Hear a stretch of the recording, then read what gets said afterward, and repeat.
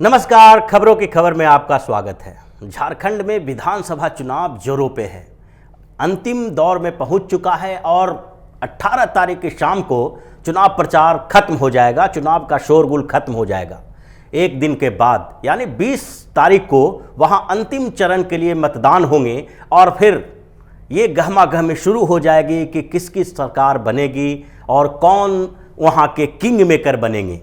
इस बीच जो खबरें आ रही है, वहाँ की जो स्थितियों पर नज़र रखे हुए हैं और जो पता चल रहा है झारखंड से, उससे ये लगता है कि किसी भी पार्टी को वहाँ बहुमत मिलने के बहुत कम उम्मीद है। संभावनाएं इस बात की बताई जा रही है कि वहाँ भी भाजपा सबसे बड़ी पार्टी के तौर पर तो उभरेगी, लेकिन बहुमत इसके पास नहीं होगा। और यहाँ वही स्थिति आने वाली है जो महाराष्ट्र में आई थी, जो हरियाणा के चुनाव के बाद देखने को मिला।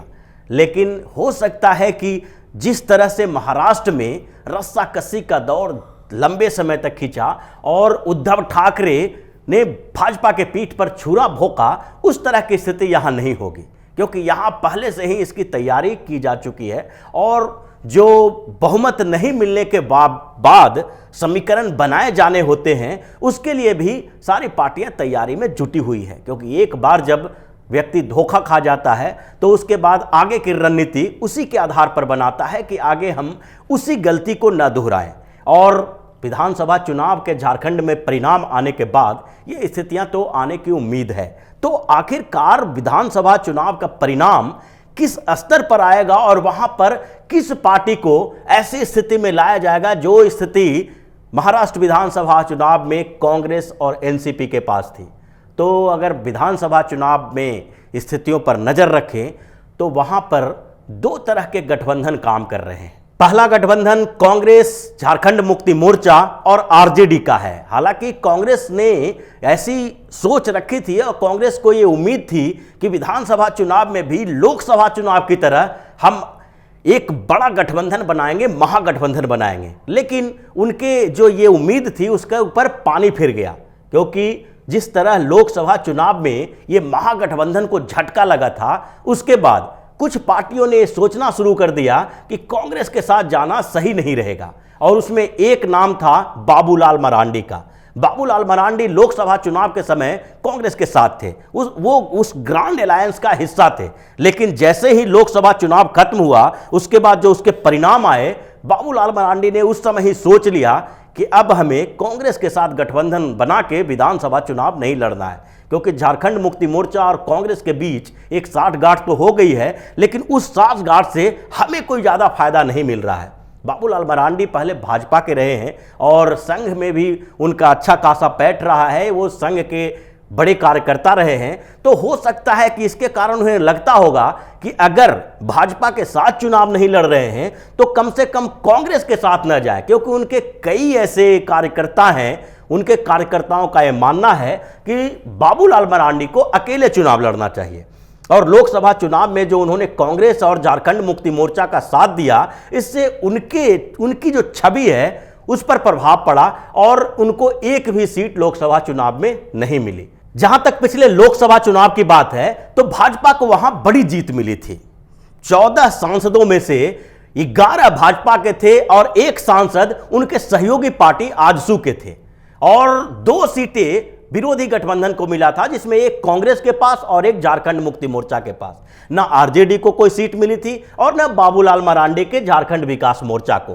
तो इससे बाबूलाल मरांडी को यह लगने लगा था कि अगर विधानसभा में हम इन लोगों के साथ जाते हैं तो एक तो हमें सीटों के बंटवारे में दिक्कत होगी, कांग्रेस और झारखंड मुक्ति मोर्चा हमें दबाने की कोशिश करेगी और 10-15 सीटें हमें मिलेगी। तो इसलिए उन्होंने तय किया कि अकेले दम पर चुनाव लड़ेंगे और झारखंड विधानसभा के 81 सीटों पर उन्होंने उम्मीदवार की घोषणा की और अकेले चुनाव मैदान में चले गए। झारखंड मुक्ति मोर्चा के साथ न जाने का इनका फैसला अभी स्थिति है उसमें ऐसा लग रहा है कि इनका यह फैसला बहुत सही था, क्योंकि अब वो किंग मेकर की भूमिका में आने वाले हैं। जैसा झारखंड विधानसभा चुनाव को लेकर जो खबरें आ रही है और जिस तरह के कुछ ओपिनियन सर्वे, ओपिनियन पोल में बताया गया है कि झारखंड में किसी को बहुमत तो नहीं मिलेगी, लेकिन 2 पार्टी जो वहां पर अकेले चुनाव लड़ रही है, उन पार्टियों को एक ऐसी भूमिका में लाके खड़ी कर देगी जनता ताकि वो नेगोशिएशन कर सके। और वो है झारखंड विकास मोर्चा जो बाबूलाल मरांडी की पार्टी है, और दूसरी है आजसू जो सुदेश महतो की पार्टी है। आजसू और बीजेपी दोनों गठबंधन में थे। पिछले विधानसभा चुनाव के दौरान भी दोनों ने गठबंधन में चुनाव लड़ा था, और उसके बाद लोकसभा चुनाव में भी दोनों ने गठबंधन किया था, जिसके कारण आजसू को एक लोकसभा सीट मिली थी। लेकिन इस बार स्थितियां कुछ बदल गई और दोनों ने अलग अलग चुनाव लड़ना तय किया, इसलिए आजसू अकेले चुनाव लड़ रही है। लेकिन इन दोनों पार्टियों की स्थिति बहुत ही कमजोर नहीं है। दोनों पार्टी 5 से 10 सीटों पर जीत की उम्मीद बनाए हुए हैं, और ऐसा लग रहा है कि 10 के आसपास सीटें इन दोनों को मिलेगी। हो सकता है कि 7-8 सीटें ही मिले, लेकिन 5 से 10 के बीच सीटें अगर इन दोनों को मिलती है और इन दोनों पार्टियों को मिलाकर भी 15 सीटें इन दोनों के पास आ जाता है, तो फिर ये दोनों किंग मेकर की भूमिका में आ जाएंगे। और जहां तक आजसू की बात है, तो सुदेश महतो चूंकि लगातार भाजपा के साथ रहे हैं और उनके साथ गठबंधन में रहे हैं, तो ऐसी संभावनाएं हैं कि चुनाव के बाद फिर से एक बार भाजपा के साथ वो गठबंधन कर लेंगे। और उन्होंने ऐसा स्टेटमेंट भी दिया है कि हमारा दरवाजा खुला हुआ है और चुनाव परिणाम आने के बाद हम जाने के लिए तैयार हैं कि सरकार जिसकी बनेगी हम उसके साथ जा सकते हैं। और सरकार बनाने की जहां तक बात है, तो ये तो कहा ही जा सकता है कि भाजपा वहां सबसे बड़ी पार्टी बनकर उभरेगी, और सबसे बड़ी पार्टी को सबसे पहले सरकार बनाने का मौका मिलता है। तो उसके बाद सुदेश महतो के बाद जो सबसे बड़ी भूमिका में होंगे वो होंगे बाबूलाल मरांडी, जो किंग मेकर बनके उभरेंगे। उनको चूंकि कांग्रेस के साथ भी एक बार उन्होंने गठबंधन कर लिया है, तो ऐसी संभावनाओं से इनकार नहीं किया जा सकता कि चुनाव परिणाम आने के बाद वो कांग्रेस के गठबंधन में नहीं जा सकते, झारखंड मुक्ति मोर्चा के साथ नहीं जा सकते।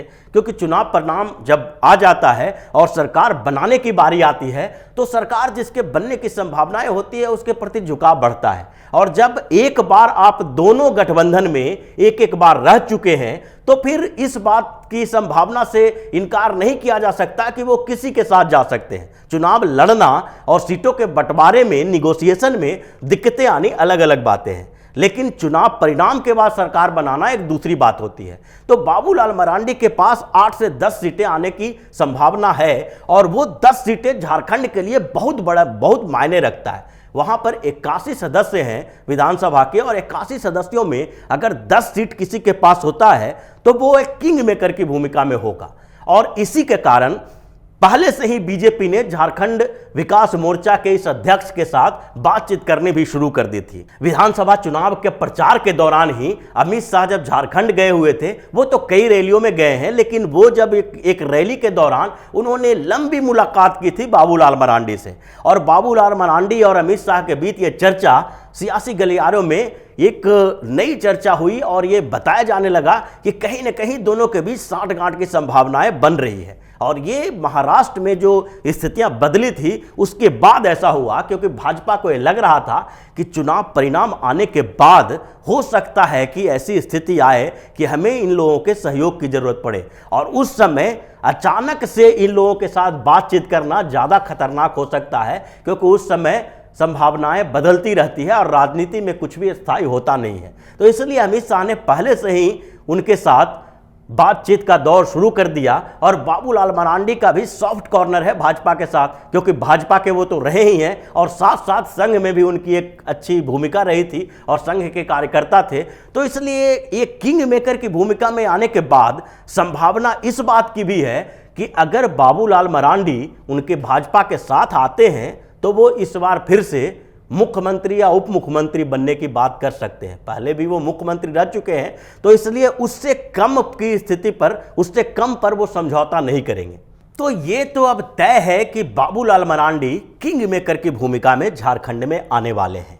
अब ये किंग मेकर किसको किंग बनाते हैं ये तो समय ही बताएगा, क्योंकि दोनों पार्टियां इनके ऊपर डोरा डालने की कोशिश करेगी। एक तरफ झारखंड मुक्ति मोर्चा गिद्ध दृष्टि डाले हुए है, और उसको लगता है कि इस बार अगर संभावनाएं थोड़ा सा भी उसके पक्ष में हुई तो वो महाराष्ट्र की स्थिति में आ सकते हैं, और महाराष्ट्र की तरह वो भी एक नई पारी की शुरुआत, जिस तरह से उद्धव ठाकरे ने पूरे समीकरण को बदलते हुए एक नई राजनीति की शुरुआत की और नए तरह से एक धोखेबाजी का इतिहास लिखा, उसी तरह से झारखंड मुक्ति मोर्चा के ये नेता इस बात की संभावनाओं से इनकार नहीं कर रहे हैं और ये संभावनाएं तलाश रहे हैं कि हो सकता है कि हमें जब मौका मिलेगा तो हम कांग्रेस को अलग करके इन दो पार्टियों जैसे सुदेश महतो और बाबूलाल मरांडी के साथ मिलकर भी अगर सरकार बनाने की स्थिति में आए कुछ निर्दलीय उम्मीदवारों के साथ, तो उस संभावना के साथ भी हम आगे बढ़ेंगे।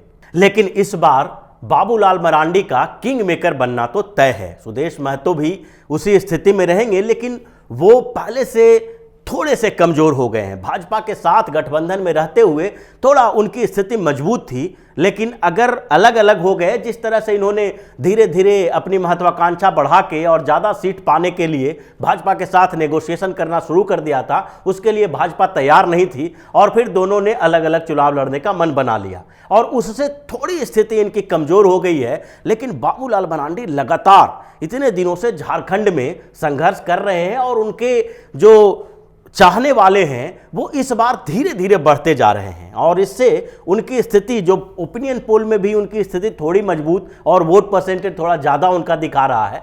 तो इन पूरे स्थितियों में अब झारखंड में एक नई सरकार बनेगी और वो सरकार किसके सहारे चलेगी और कौन उसके मुखिया होंगे, ये तो चुनाव परिणाम आने के बाद ही पता चलेगा। लेकिन यह तो लगभग तय है कि झारखंड में भी किसी एक पार्टी को बहुमत नहीं मिलने वाली है। भाजपा सबसे बड़ी पार्टी के रूप में उभर कर आएगी भी, तो भी वहां पर निर्दलीय और बाबूलाल मरांडी जैसे लोगों का सहारा लेना पड़ेगा अगर झारखंड मुक्ति मोर्चा और कांग्रेस के गठबंधन को उस स्थिति में आती है। दोनों पार्टियां अगर सरकार बनाने की स्थिति में आती भी है तो भी उन्हें इन लोगों का सहारा लेने की जरूरत पड़ेगी। तो दोनों तरफ से अगर दोनों गठबंधन की बात करें तो दोनों तरफ से बाबूलाल मरांडी और सुदेश महतो एक किंग मेकर की भूमिका में आएंगे। जहां पर इन्हें मौका मिलेगा वहां पर जाने की उम्मीद इन दोनों की है।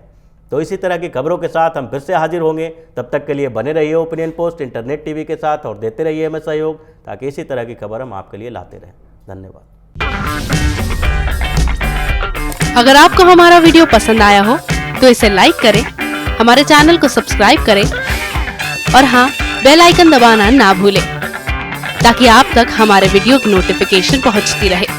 आप अपना सुझाव हमें कमेंट बॉक्स में दे सकते हैं। हमारे साथ जुड़ने के लिए शुक्रिया।